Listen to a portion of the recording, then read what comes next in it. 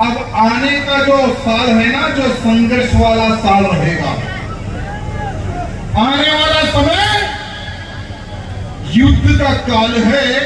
ये बात ध्यान रखकर आपको हम जो बताए वो सुनना है और समझना है, उस पर कार्य करना है। मेरे मित्रों, मंच पर उपस्थित हमारे मंत्री जी, सांसद जी, विधायक जी, हमारे साधु संत, विश्व हिंदू परिषद के अधिकारीगण, बजरंग दल के अधिकारीगण, इन सब लोगों का एक उद्देश्य है। मेरे मित्रों, यहाँ कार्यक्रम में आए हुए सभी नौजवानों को देश, समाज और धर्म के लिए तैयार करें, यही इनका उद्देश्य है। मेरे मित्रों, आज मेरे सामने पगड़ी बांधे हुए हमारा एक सिख भाई दिख रहा है। मेरे सामने हमारा सिख भाई दिख रहा है। मेरे मित्रों, हमारे गुरु गोविंद सिंह जी ने हमारी रक्षा के लिए 4 बच्चों को वार दिया। मेरे मित्रों, गुरु गोविंद सिंह जी के पिताजी तेग बहादुर सिंह जी ने हम हिंदुओं की लाज बचाने के लिए अपना सर कटवाया है। मेरे हिंदुओं, आज हमें उन महापुरुषों को याद करने की आवश्यकता है जिन्होंने तुम्हारे लिए अपने प्राण त्यागे हैं। मेरे मित्रों, हमें उन देशभक्तों को याद करना है जिनकी सोच थी कि मेरा भारत देश आजाद हो, मेरे भारत देश में आजादी के बाद में जो युवा पीढ़ी जो जन्म लेगी वो आजादी की सांस ले।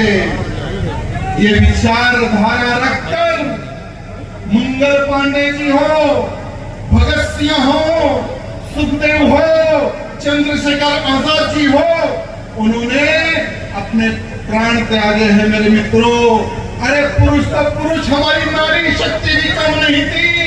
झांसी की रानी हो या दुर्गावती हो, उन सब की एक सोच थी कि मेरा भारत देश आजाद हो, भले ही हम इन संसार में रहे या ना रहे।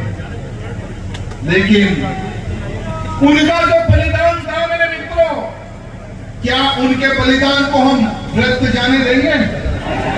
मित्रों, वो समय पर औरंगजेब था, वो समय पर बाबर भी था, अरे वो समय पर अफजल खान था, अरे वो समय पर, लेकिन वो समय पर भी माथे पर तिलक लगाकर, भगवा हाथ में लेकर अपने प्राणों का बलिदान दिया। उन्होंने ही नहीं डरा मेरे मित्रों।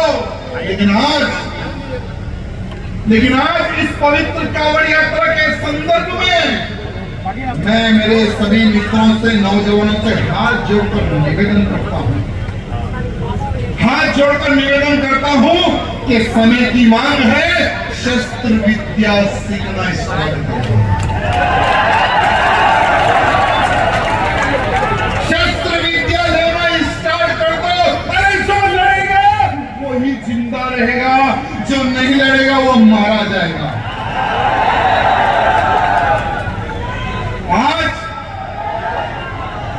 इस पवित्र कांवड़ यात्रा में इतनी बड़ी संख्या में मेरे नौजवान और मेरी माताएं बहनें पधारी है।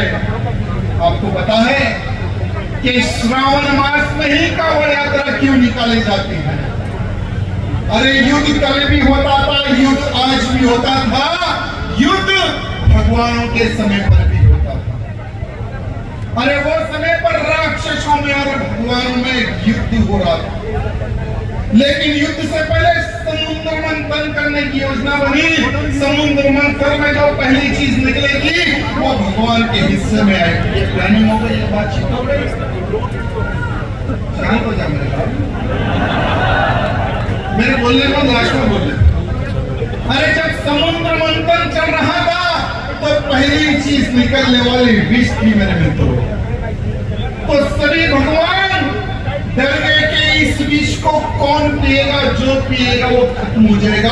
उतना भयंकर विष समुद्र मंथन से निकल गया। तो क्या करे? सभी देवतागण मिलकर हमारे भोले जी के पास चले गए। हमारे भोले जी के पास जाकर भोले जी को कहने लगे कि हे भोलेनाथ, इस विष को आप ग्रहण कीजिए, इस विष को आप पी लीजिए। तो हमारे भोलेनाथ तो भोले ही थे। भोलेनाथ जी ने बिना सोचे समझे कहा कि हाँ, हम विष पी लेंगे। भोलेनाथ ने विष को पिया, लेकिन कंठ में उसको रोक लिया, क्योंकि पार्वती माता जी का कहना था। पार्वती माता की आज्ञा से भोलेनाथ ने विष को कंठ में रोक लिया। विष पीने के बाद में सभी देवतागण ने उस विष के प्रभाव को कम होने के लिए सभी पवित्र नदियों का जल से अभिषेक हमारे भोलेनाथ का किया। मेरे मित्रों, तभी से ये कांवड़ यात्रा प्रारंभ हुई। सभी भक्त लोग पवित्र जल को लेकर, कांवड़िया लेकर आगे बढ़ते हैं और भगवान शंकर जी के ऊपर पवित्र जल को अर्पित करते हैं और प्रार्थना करते हैं भगवान से कि हे भगवान, हमारा परिवार, एक बात ध्यान रखना, जो भगवे में ताकत है ना, वो किसी में ताकत नहीं है। जब तक ये भगवे को आप आपके छत्तीसगढ़ में खड़ा करते रहोगे, आपको कोई ताकत हिला नहीं सकेगी। मेरे मित्रों, आप सबके सब लोग भाग्यशाली है, क्योंकि यहाँ पर भगवान हमारी सरकार है।